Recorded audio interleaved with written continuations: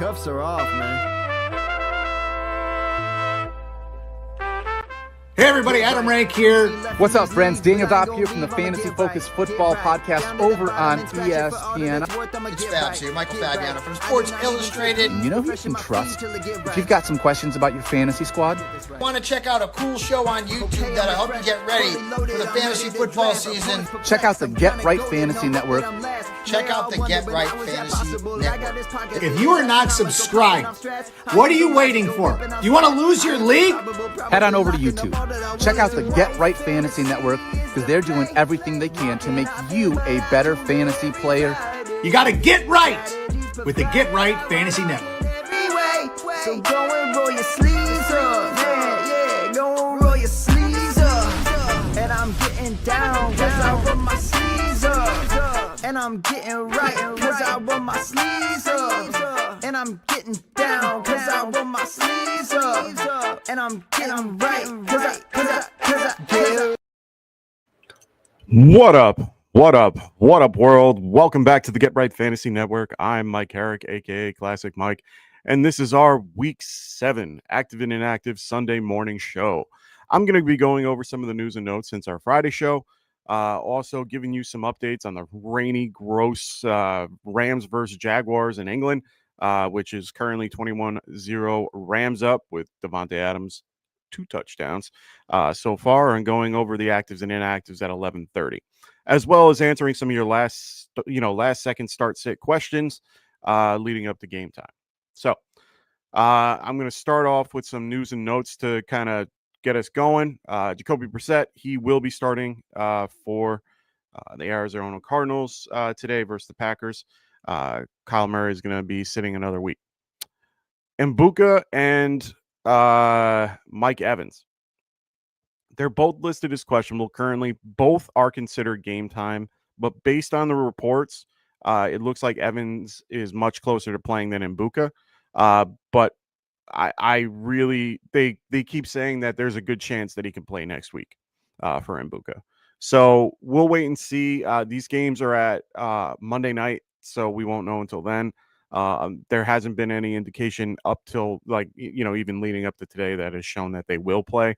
But it looks like Evans is more likely to play, but he is a game time decision, and so is Mbuka. Christian Kirk, he was added late Friday with a hamstring injury. He's been ruled out as of Saturday.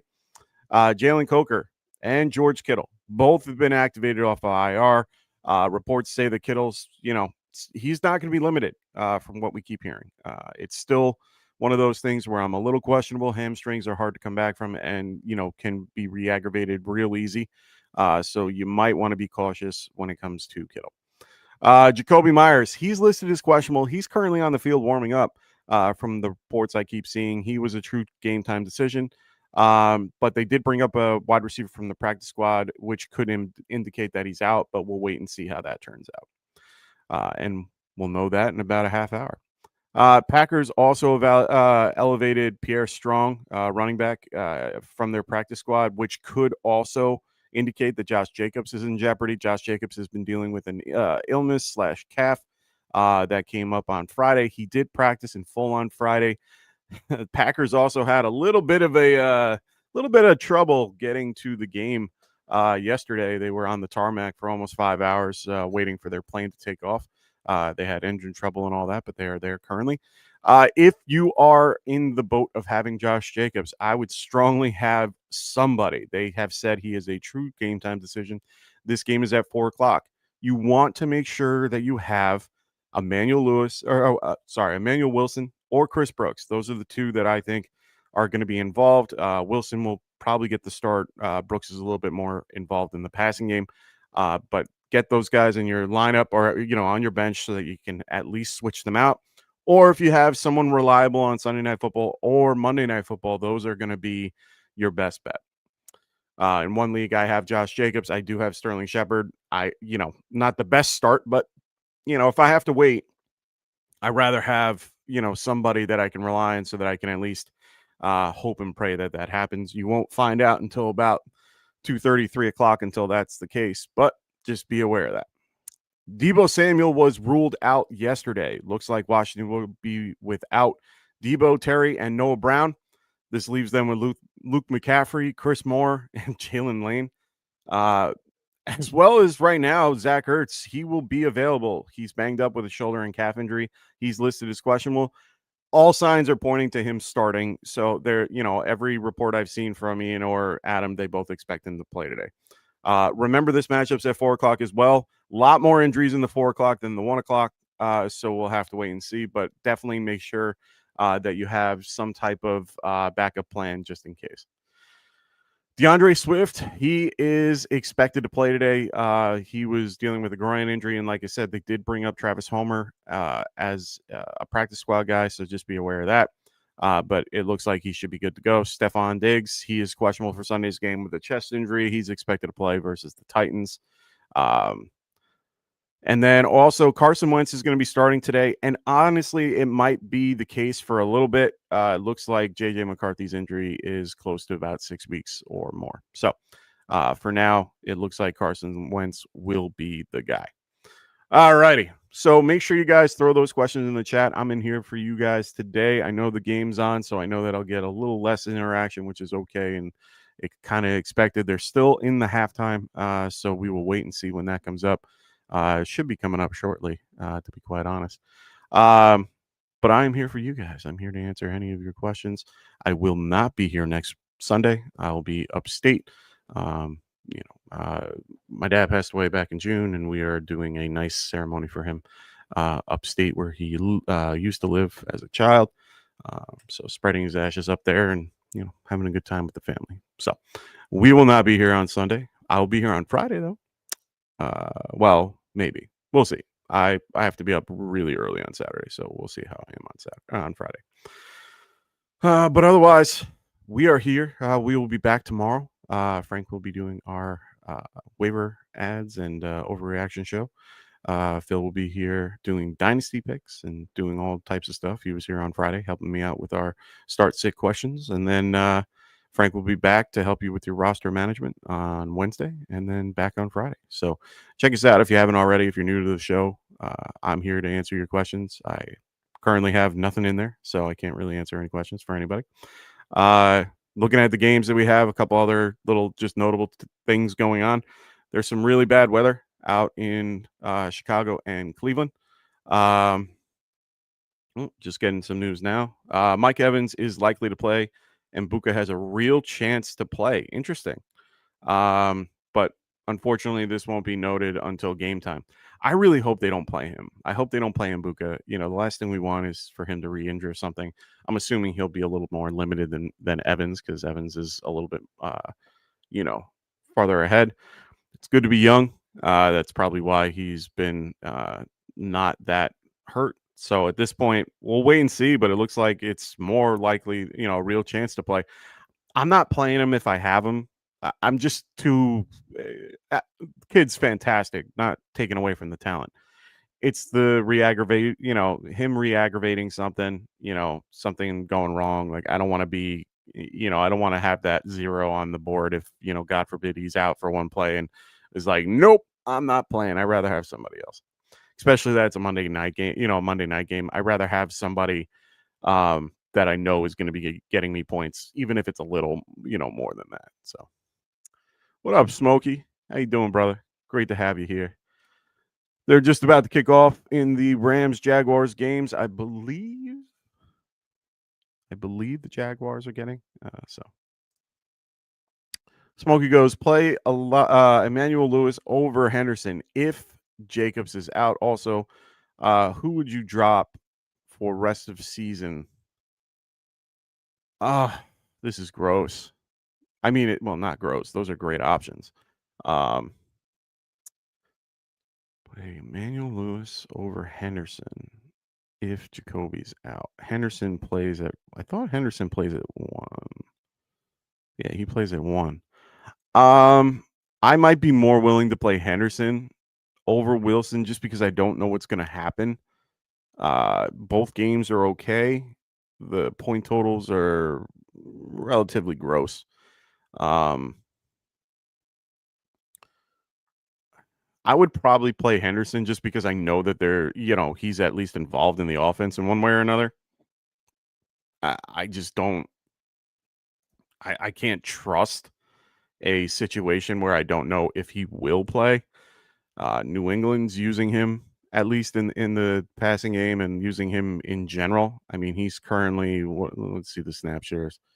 He's currently getting at least. Well, I hate when they use. They never do they always give me the count. They never give me the percentage, and then I have to redo it. Rams get the ball. Williams running the ball well so far, but they've been passing a lot throughout the game. So Henderson's been getting at least 30% of the snaps the last, since the start. He hasn't gone above 50, which isn't horrible. With Antonio Gibson, he's definitely going to see more run in general. I like Henderson a little bit more than Wilson, so I'm going to have to go with that. If I'm dropping somebody and I want to play somebody rest of the season out of those, I mean, Fannin and Taylor are just they're young rookies compared to a guy like Kyle Pitts. Kyle Pitts isn't really being used in their passing game, which is sad. Like he's getting looks, but he's not getting what he should. I would probably be dropping Pitts out of this group, even though I hate it. I mean, Fannin has Njoku to deal with. Mason has nobody at this point. Kyle is dealing with the Bijan treatment. I mean, it's just how it is. I mean, if you have a stud like Bijan, it's kind of hard to not use him. It's just go now. Oh, come on. Give it to Winnington once in a while. That would be nice. Adams with another catch for a first down. Looks like he'll get that. I don't think there was holding. I think it was pass interference. Yeah, holding on the defense. Yeah.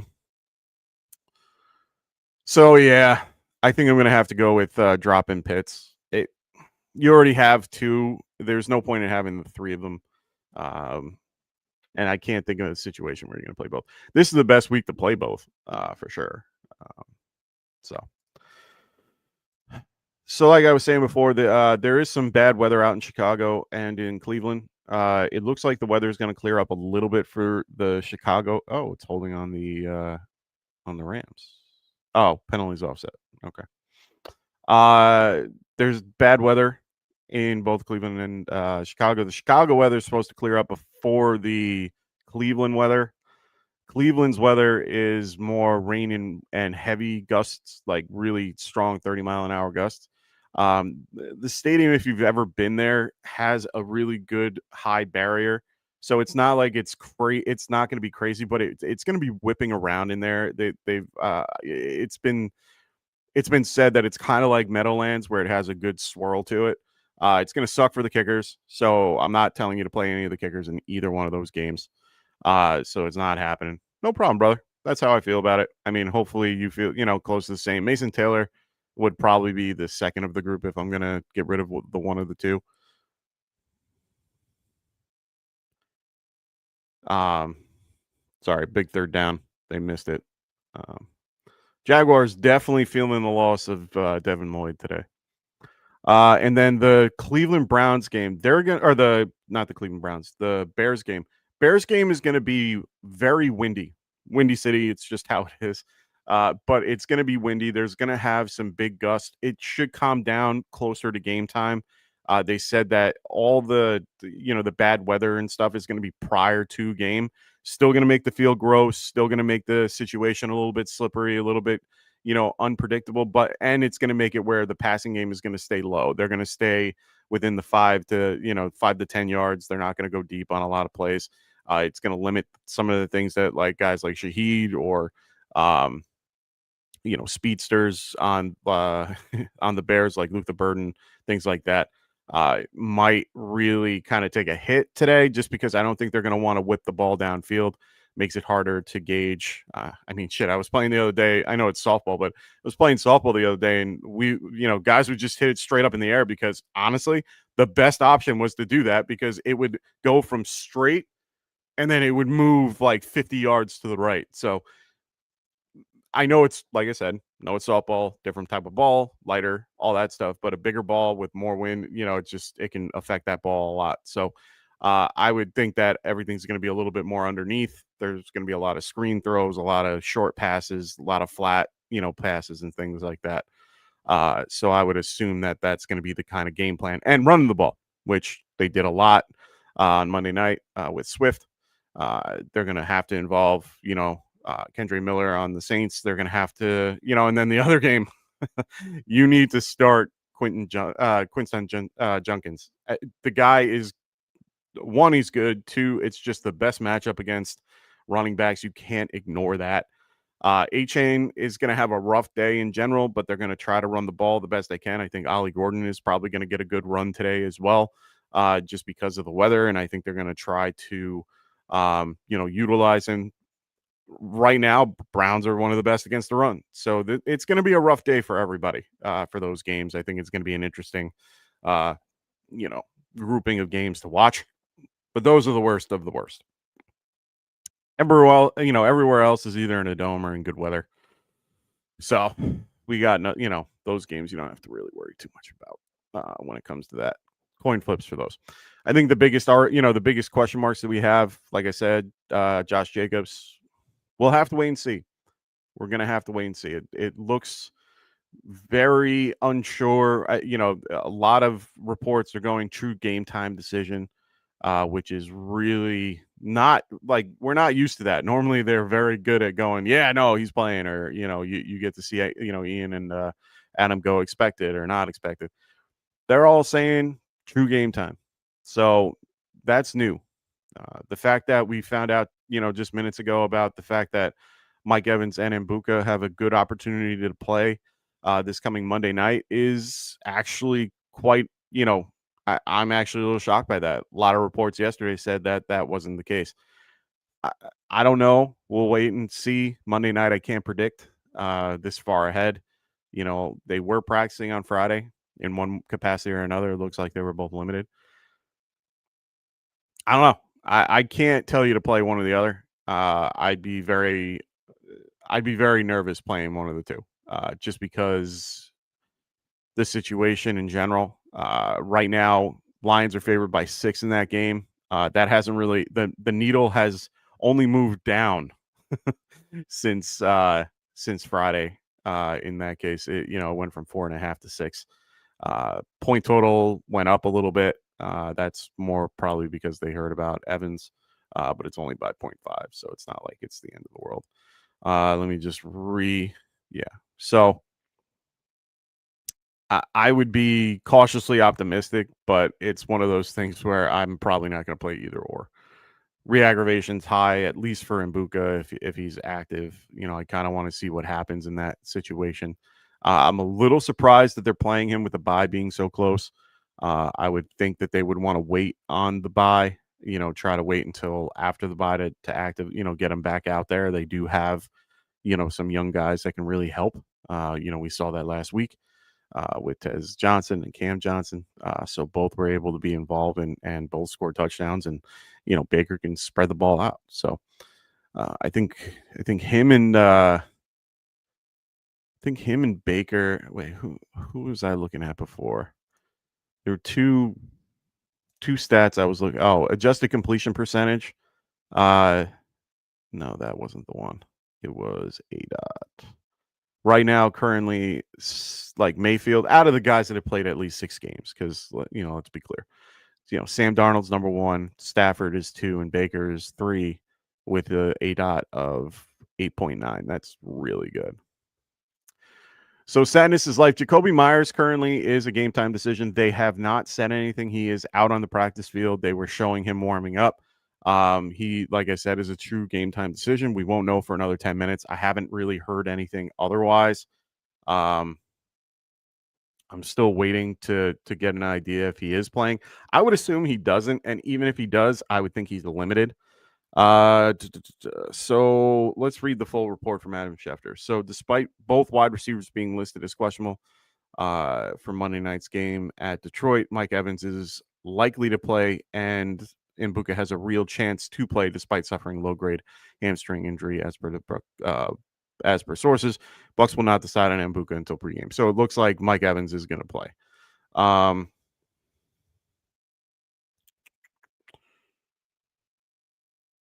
Okay. Looks like Landon Dickerson is back out there too.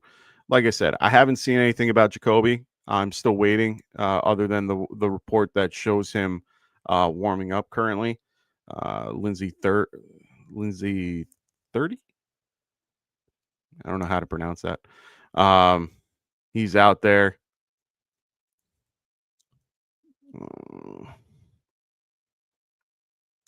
Looks like. Hold on. So the Dolphins are making a change at their QB depth chart for today's game. Quentin Ewers will serve as the backup to Tua. That's kind of gross. Lander Dickerson is in uniform and will start at left guard, so that's good. And it looks like Jalen Carter is going to be active as well. It looks like Grady Jarrett is going to be active. Wait, he was expected to be active, but will now not be. Ooh, that's kind of big. Big for the at least for the Bears, or not for the Bears, for the Falcon, or no, for the Saints. That's kind of a big deal. Oh, nope, nothing there. Man, Trevor Lawrence having a rough day today. Really rough day. Sorry for those that are in the in our Discord that I haven't been able to post these things. It's kind of hard to do 15 things at once. I always encourage people in the Discord, if you're going to be here, make sure you guys are, if you're going to want to know about updates on players, to definitely watch me on Sunday morning. It's just the easiest way to get your answer. I do post throughout the day, throughout the week, with about, injuries and things like that. So make sure you guys check out our Discord, which is listed below. I consistently keep up with everything, and I try to be quicker than Sleeper, which I know a lot of people get their news from, and even from Twitter. But I do my best to make sure that you guys get that information first. I want you guys to have that information before your teammates. I tend to get it before a lot of guys, but some people beat me. Oh, almost a really good catch by Brian Thomas Jr. That was almost a really nice catch. Curl did a really good job, but it looks like it's going to be pass interference on Curl. Or holding. Yeah, same concept. First down, 15 yards. All right, that one's getting updated. Still waiting on guys like Jacoby Myers. He's the main guy to look at for today. Like I said, there's a lot of questionable tags for guys that are playing outside of the 1 o'clock games. There's only really one or two for the 1 o'clock. So just waiting to hear on those. Make sure you guys throw those questions in the chat if you haven't already, just so that I can, answer your questions. Otherwise, I'm just going to be sitting here talking to myself. Oh, boy. Oh, boy. This game is gross so far. Jonathan Smith, what's going on, man? Great to have you here. He goes, do I play Sutton or Diggs? Then who do I play, Mason and the loser of that pick? Full PPR. Honestly, I like both. I really like both Sutton and Diggs today. I prefer Sutton over Diggs just because of the matchup against the Giants. I think he can have a really good day today in general. Diggs, I don't hate the matchup either against the Titans. I think they're both pretty good. Full PPR, I'd probably prefer the two of them over Mason, just because of the nature of what Mason is. He's a downhill runner. He'll get a lot of the, he'll get 20 plus touches, of course. But a lot of it, I could see his stat score being, 20 for 60 and, maybe a touchdown, but he's not going to be involved in the passing game. And that's where the issues lie for full PPR. Jalen Carter is back. Jordan Davis is healthy. Like, their line is better. I would be a little less optimistic about him, and I'd probably be a little bit more on Diggs in general. Diggs has been doing well as of late. Let me just get numbers so I don't talk out my butt. But from what I remember, He has been doing incredibly well. He went 7-5-3. He's averaging about six targets a game, roughly, going against the Titans, who are probably one of the worst right now. Let me just look up something real quick. I think they run about 32% man coverage, which tends to do well. Let's see. I do think. Let me just check New England real quick. I'm pretty sure Diggs does well against zone coverage.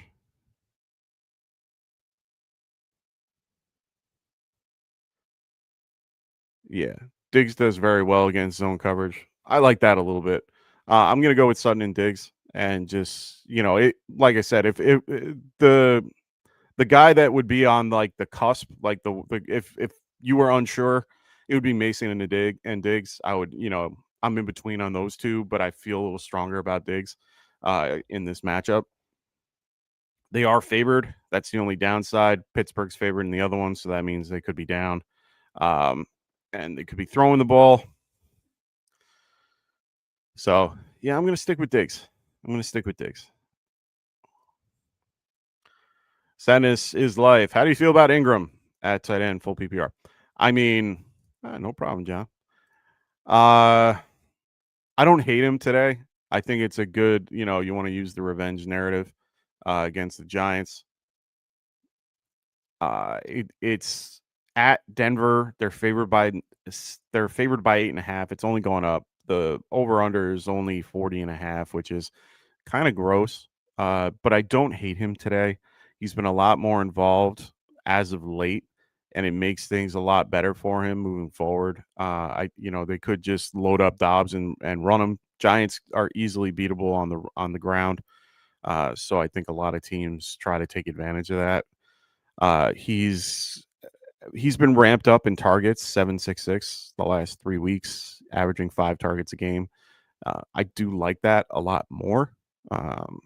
I think this is a game where you could utilize him and he could do well. So I'm gonna say, I feel okay about it. He's probably more of a low end tight end 1, high end tight end 2 than a high end tight end 1. So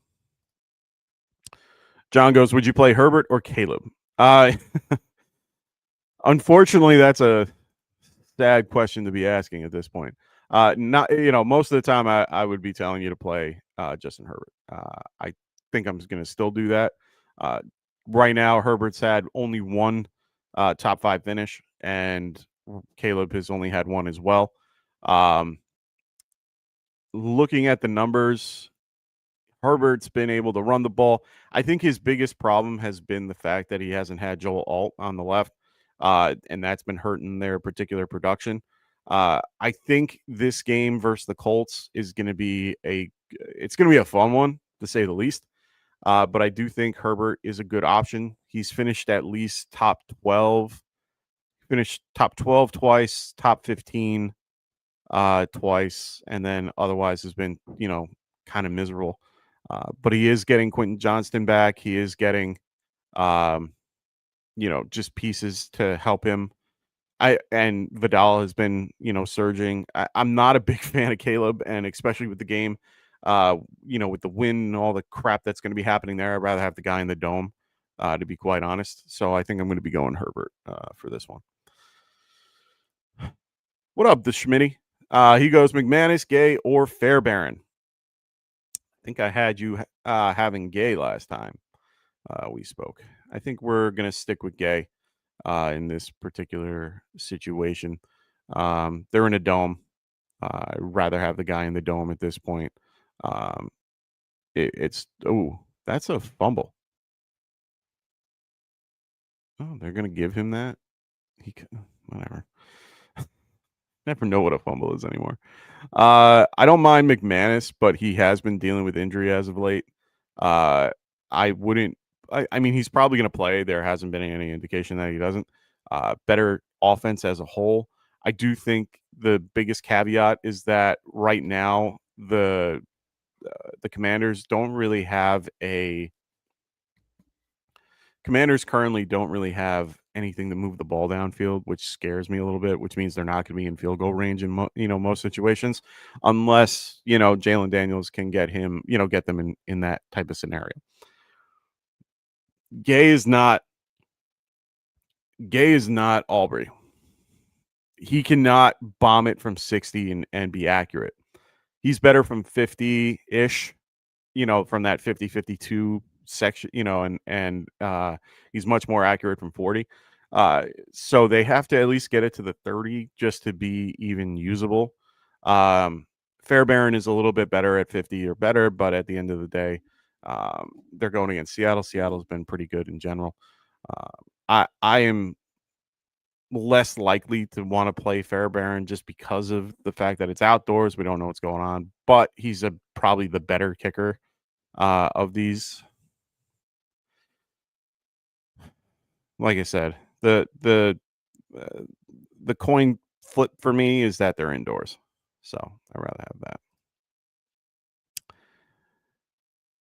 So Jonathan goes, also, I heard the weather in Cleveland is going to be horrible. What does that mean for Junkins? Wonderful things. Wonderful. You're going to be fine. You're going to be fine. They're going to run the ball. They're going to have a good time. They're going to run against one of the worst defenses against the run in the league.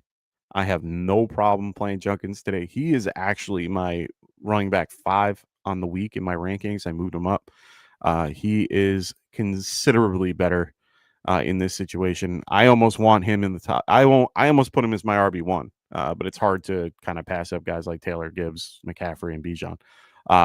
I definitely put him in that 5 spot. Anybody that has faced Miami this year has been in the top 5. Feel comfortable, especially in the weather. The weather only adds to it because it goes from 20 touches to 30. So it's definitely going to help. No, not Adams again. Oh, thank God. All right.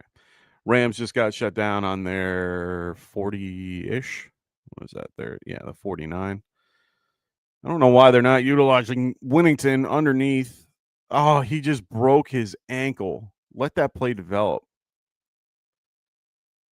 And they're going to say that Travis Hunter made that play happen. I don't think so. Anyway. But yeah, be comfortable. You'll be fine. Pittman or Addison? Gross. I like Addison today. I just it's more of a feeling than an actual analytical thing. Pittman's been doing real well as of late. Not gonna lie, I get it. Going against the Chargers, they're getting Khalil Mack back. Their line is a little beat up, but not crazy. I do have Pittman ranked higher, just by a smidge though, 24 or 27. I just like the matchup. I think they're going to keep Mitchell on Jefferson, which opens things up for Addison a little more. I like Carson Wentz being out there, so I feel comfortable with it, but it's hard to ignore what, Daniel Jones has been doing with Pittman as of late. Let's look at some other stuff. Let's look at the wide receiver positions and how they've been doing the last few weeks. Michael Pittman's only had 2 games within the top 15 finishes. Otherwise, he's been underproducing, if you will. Addison, on the other hand, he hasn't played as much, so I gotta. Sorry, I have to scroll a little bit to find him.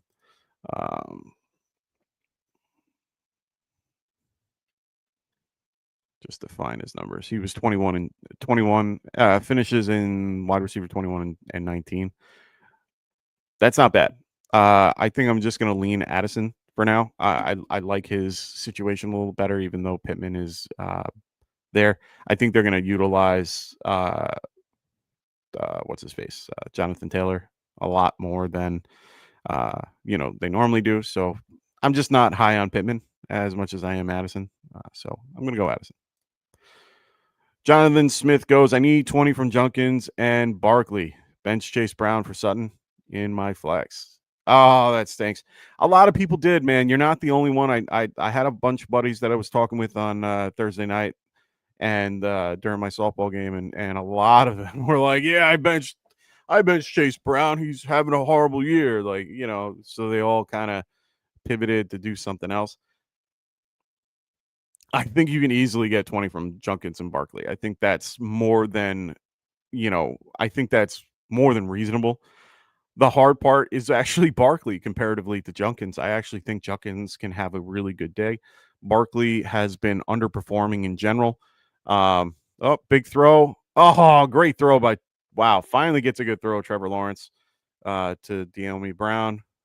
Deep bomb, but Brown's having a rough time. Let's see if he can get up. Yeah, he's going to slow the play down. Yeah, he's down. Definitely twisted something. That field has been real gross today. There've been a lot of slipping and falling on this field. It's been wet. It's been gross. Ooh, his leg got locked behind him. Oh, that hurts. Yeah, we'll have to wait and see. I think he'll be all right. But he did make the catch. So, big 40-yard pass.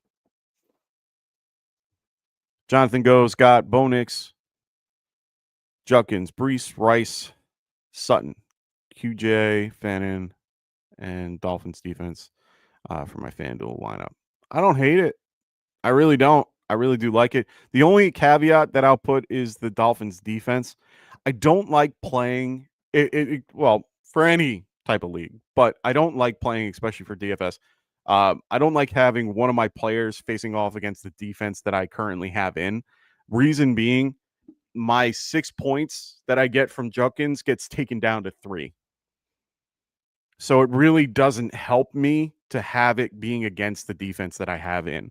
I would rather get, I know Cleveland's probably about 100, way higher than most in FanDuel. I would have to double check the numbers in general, but I'm assuming much, much higher. I would aim for maybe the Patriots. Oh, if the Browns are available and you can afford them, yeah. Yes. The answer is yes. Yes, yes, yes, yes, yes. 100 times yes. I'd rather have the Browns defense 9 times out of 10 in general if I'm facing this group.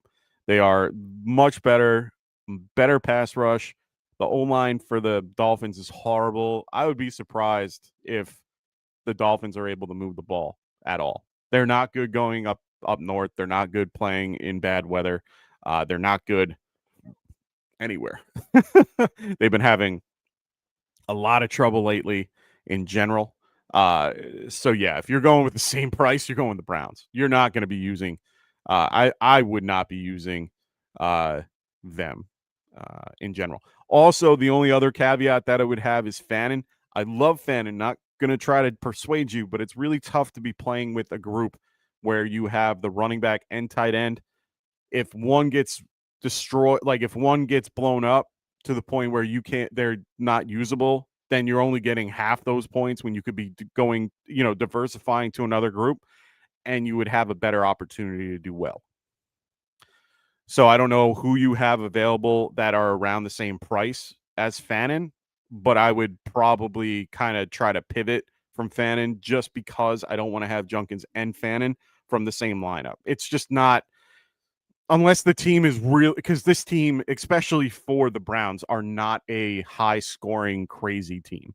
If it was like a team like the Rams or a team like the Detroit Lions or something like that, like the teams that put up a ridiculous amount of number, just big numbers at all costs, like then I'd be a little bit more inclined to tell you it's okay. But I just don't like playing the same grouping in the same, situations. If you're saying Henry's not a bad choice either. I like him a lot. They've been utilizing him anywhere that they can. So I don't hate Hunter. Fannin's probably a better choice just because of their situation. But like I said, it's really hard for me to play guys on the same team because, like I said, it just limits what I can do. It just holds me back when I could be doing more. That's all. I would try to find guys like Because if you're going Fannin, I'm assuming. See, this is where I wish I brought this up. Usually I do a DFS value show during this, but it's hard to do during the Sunday or the Sunday morning games just because they don't.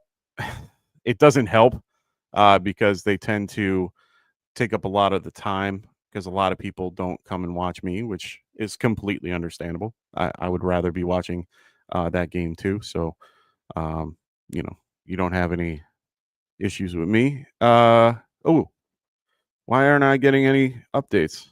All right. Well, Stephon Diggs is active. So is Stephon Diggs. Of course, I don't get the activations. Oh, there we go. DeAndre Swift, Stephon Diggs, and it looks like Jacoby Myers is inactive. So those that are listening that were looking about Jacoby, he is inactive. Jacoby Myers. So who wanted to know about that? Sadness is life. You're still there. Jacoby Myers is inactive today. Be aware of that. Zach Wilson is Cedric Wilson is out. Garrett Wilson's out. We already knew about that. Stephon Diggs is active.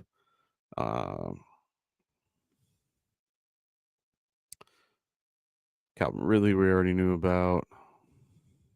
Yeah. So, got caught up on that. Sorry about that. Normally, my phone was a lot quicker than that.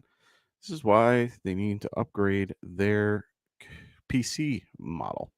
So I'm just trying to get to a contest to give you a better understanding of who might be available in that spot that you could go for instead of using Fannin if I had to.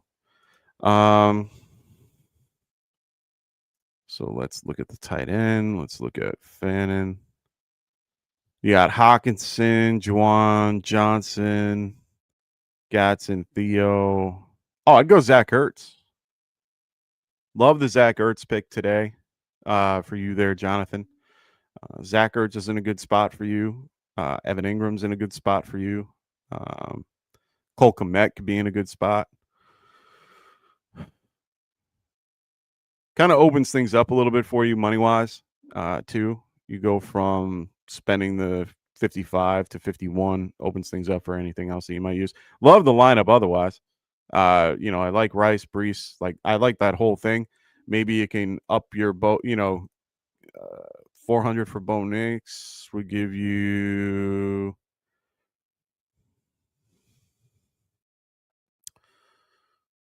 I can almost get you Daniel Jones you don't want Jackson Dart today. No, so I like that. Even with Bo Nix right there, you're good. I mean, like I said, I think that I think Zach Ertz would probably be the best bet for you, just from the price range. So sadness, if you didn't hear, Jacoby Myers, inactive. So get good old Jacoby out of your lineup. I didn't really have him in any lineups today anyway. Kind of figured he'd be out. Brock Bowers is also inactive, which you already kind of knew about in advance. Jalen Coker is officially active for those that care. You're asking Kraft or Goddard, full tight end, full PPR. I like both. Goddard's been pretty heavily used. As of late, they are getting back some wide receiver options in Green Bay. I think that the game versus the Eagles is going to be tighter, which means this game might need to use more of they just might tighter games make it more where I want to be involved with the pass catcher comparatively to the Packers, who are favored by 7. So I might lean Goddard, even though I like Kraft better, if that makes sense. I'd rather have the guy that I know that's going to be heavily involved because of the fact that it's a tighter game and that they're going to have to throw the ball to be, to stay active. He's pretty involved tight end wise. Let me just get my number real quick. He has been so far he's getting at least averaging 6 targets a game, 9 and 11 the last 2 games.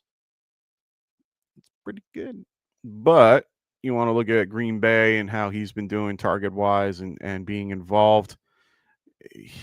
He's only averaging 4 targets a game. I like Goddard just a smidge more. So I'm going to go Goddard in full PPR. What up, Patrick? Great to have you here today. Yo, yo, yo, Big Blue. Let's keep this energy going. Hey, man, I'm excited. Can't wait. 4:00 game, which is always rough for Giants fans because we're always so used to them being at 1. But at the end of the day, really excited. Patrick goes, so Chris Moore or Pittman and Kraft or Kittle? It's hard to not play Pittman, my friend. I would probably prefer playing Pittman. It's a tougher matchup for him. But Chris Moore to me is hard to play as a last minute pickup. I don't hate him. I just don't have him ranked high just because of the fact that I would rather be playing so many other guys than him today. Dallas is a great matchup. He is the only other guy in the field. He is probably going to lead them. A lot of people keep leaning McCaffrey. A lot of them, keep leading Lane. A lot of them keep leaning Zach Ertz. There are just so many unknowns. I'd rather have Pittman, who is a little bit more involved in their particular offense and has been doing well as of late. Just looking at his usage numbers in general, I don't understand why they don't just keep running Kyron. Blake Corum doesn't look good comparatively. He's averaging 6 targets a game, which is good, 6.3. I'm going to be going with Pittman for sure. And then you go, now that Bowers is out, Trey Tucker or Ertz. Oh, I forgot to answer this one. Kraft or Kittle? I'm going to go Kraft. I prefer the guy that's healthy here over the guy that's coming back from injury. Yes, it's Monday night, or yes, it's Sunday Night Football against the Falcons. Falcons are one of the best teams against tight ends. Jesse Bates and Justin Simmons are probably 2 of the best safeties, like safety combos out there. Really is. Comparatively, you want to use, like Kyle Hamilton and Mark Starks. Sure. But I'm telling you, Simmons and him do a really good job together. I'm going to go Kraft for this one. I want to see what Kittle can do coming back, and especially next week being tight ends week. I want that over the unknown of big throw, and of course, not going to Winnington. Well, I'm going to get crucified for that one, at least by my friends. Now that Bowers is out, Trey Tucker or Zach Ertz? I like Zach Ertz a lot better. He's just the better target. Indoors, I'm not worrying too much about anything. Outdoors versus the Chiefs. I just don't trust him against the Chiefs, Trey Tucker. I'd rather have Ertz overall.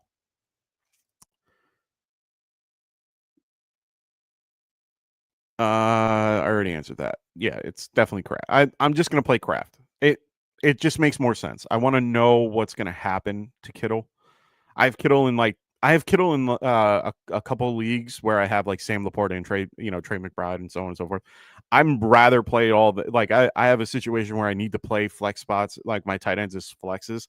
I don't want to start Kittle. Now, will I play Kittle if Josh Jacobs is out? Yes, I have to. I have no choice. But I have a choice, but I might have to play him over a guy like Wan'Dale Robinson, who's going to be having Patrick Surtain all day. So for me, I feel more comfortable in that scenario where I'm forced to play him. If I'm not forced and I have an option, Kraft is the guy. Sadness is life. He goes with Chuba Hubbard back. How does Rico Dowdle do? We talked about this a little bit on the Friday show. I feel like it's going to be a 60-40 split battle. And I think it's really, they still say that it's unpredictable, that they're going to be splitting carries at this point. They're going to try to keep it even. I think it's going to be more of a 60-40 split. It's kind of hard to stop a guy that's been on fire. The guy has more rushing yards than most teams do currently at this point in the year. Like, he's got over 400 plus yards. I think he has like 500 plus yards in 2 games comparatively to anybody else. And I think that's total yardage, but still, he has more total yardage than some teams do because he's just been so good the last few weeks. Hubbard hasn't been doing what Dowdle has been doing in that lineup. I think they're going to try to utilize both. I think they're going to ease Hubbard back in, which would mean a 60-40. For me, I rather have Dottle. But I understand it's tough. I have Dottle out in a couple leagues, but I have to play him in a few. It's really based on your scenario and who you can put in, who you can't. Patrick goes, I missed that. Trey Tucker or Ertz. I would go Ertz. I don't like playing tight ends in my flex unless I have to. Ertz is the rare exception to that rule, just because of the scenario that's going on with Washington currently. They're in a bad situation, going to guys that haven't really touched the ball a ton, not heavily involved as they should be. And at this point, I rather have that. Ertz has been averaging 4 targets a game, got 6 last week.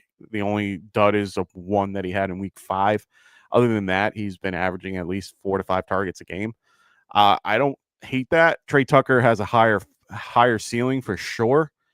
So it's one of those scenarios that if you're down, like if you play Chase or you play Chase and Devontae Adams, let's just say you're facing Chase and Devontae Adams today. You're playing Trey Tucker. You need the ceiling. You need to be able to win. If you are up currently and you had Chase and Devontae Adams, you're playing Ertz.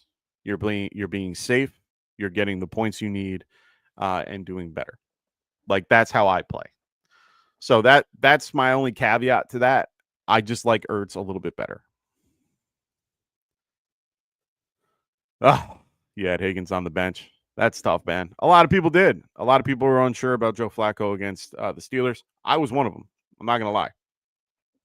You know, that was a really interesting game to see. I was really happy that it happened the way it did, just because of the scenario. I'm rooting for Joe Flacco, hoping Joe has always been one of those guys that I've just always rooted for in one way or another. I always root for the older quarterbacks.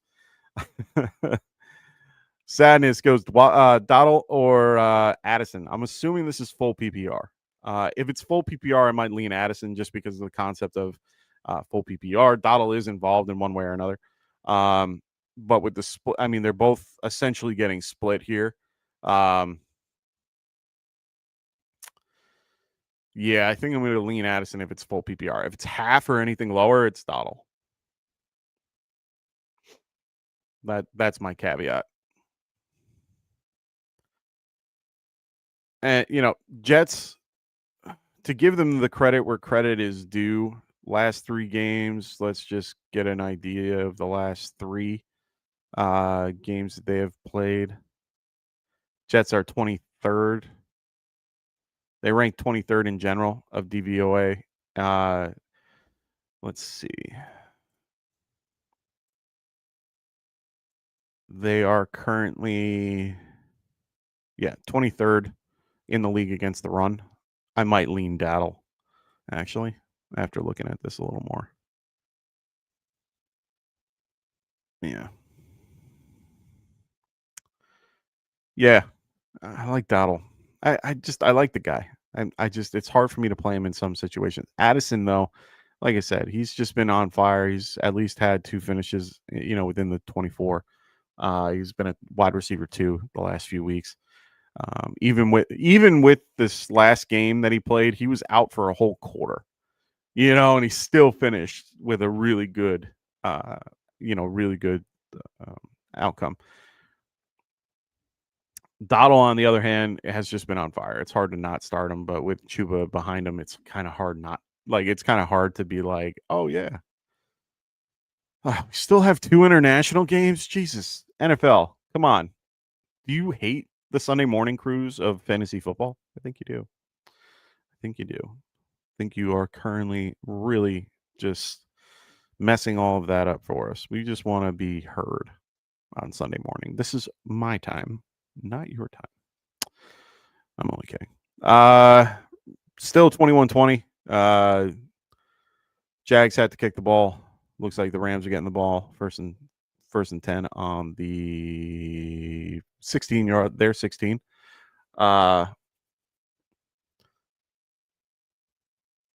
We need some more passes to Winnington. That'd be fantastic. Blake Corum getting the ball, splitting carries with Kyron Williams. Kind of sucks. Really sucks. Played Winnington in a few situations that I had no choice. Well, didn't have a choice. It was him or it was either him or Sterling Shepard, and I went with him. Losing Purcell has hurt dramatically. Really been killing my team so far. Trying to make some trades currently, and manager is unwilling to do so. So we have to wait and see how that goes. Can we just give the ball to Kyron if you're going to run it? What's the point of running Blake Corman, who just keeps getting stuffed at the line and probably one of the worst rushers this year?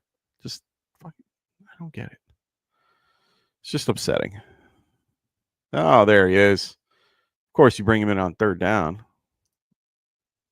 Anyway, keep throwing those questions in the chat if you guys have any. I am here to answer those questions. Like I said, Jacoby Myers is out today. We got Stephon Diggs active. We got a few other guys active as well that we were waiting on, but the big news of Brock Bowers and Jacoby Myers, both of them are out today and inactive.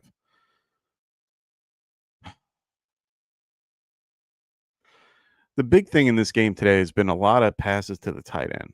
I'm a little shocked by it, Stafford, but I get the Higbee, but he's been going to every other tight end throw at this point.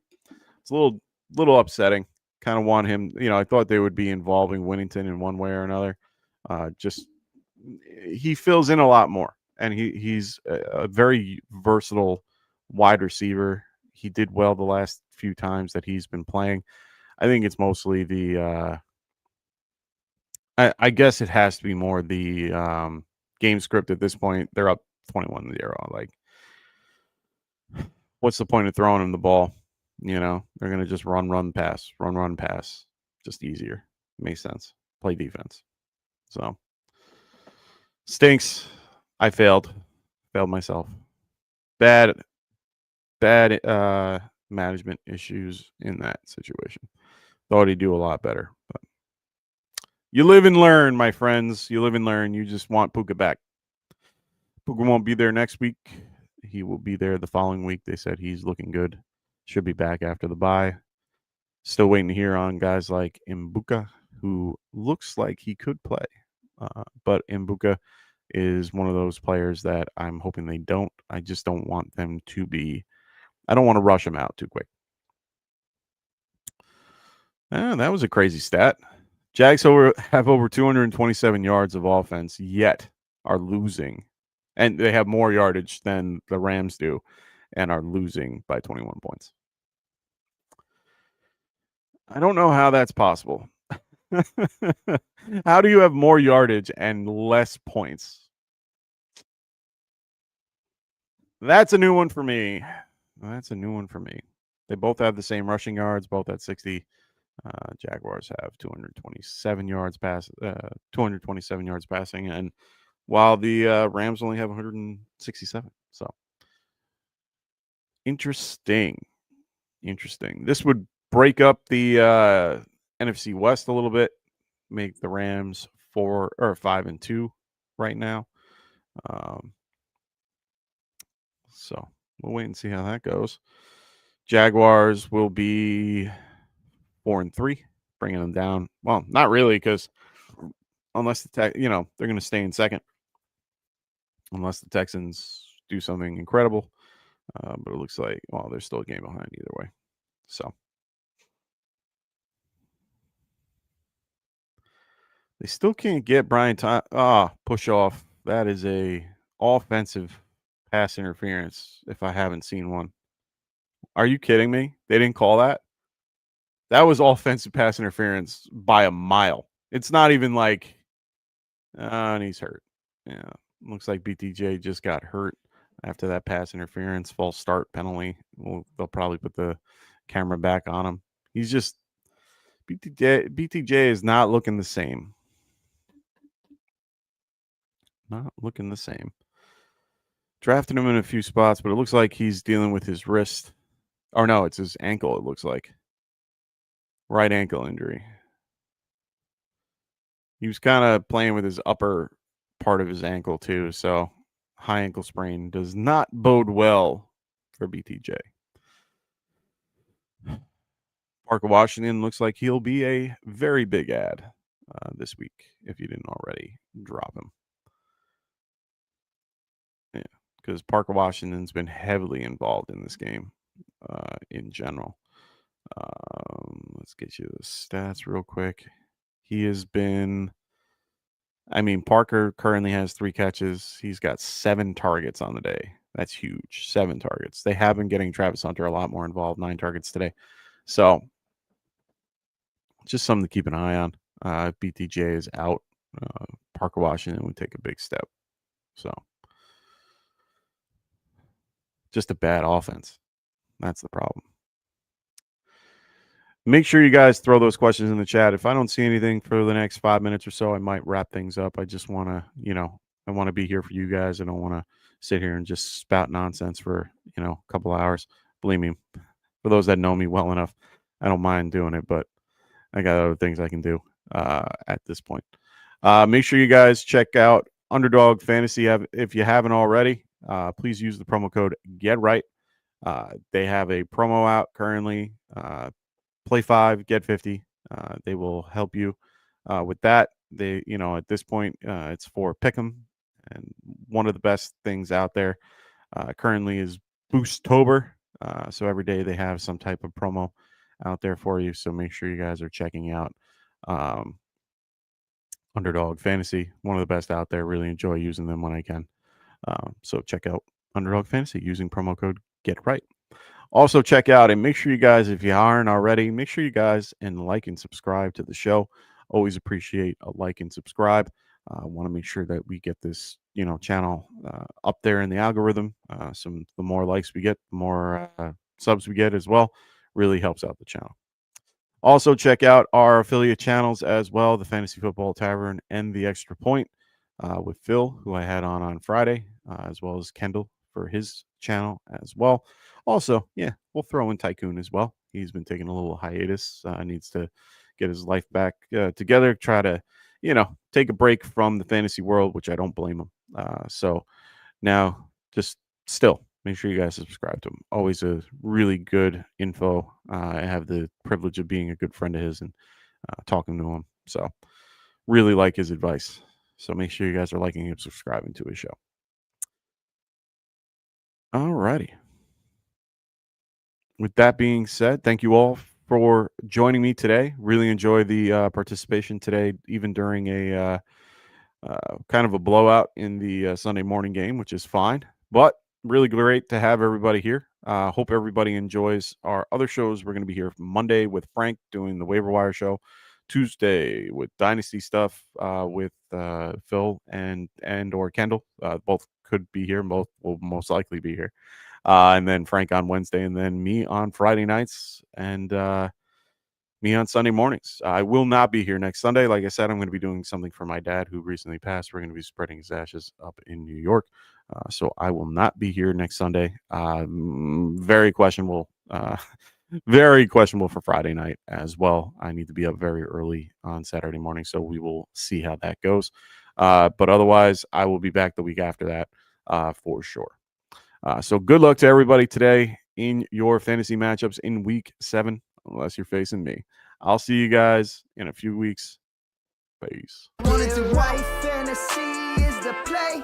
Marking nothing, but I tune every Friday. Strategies provide.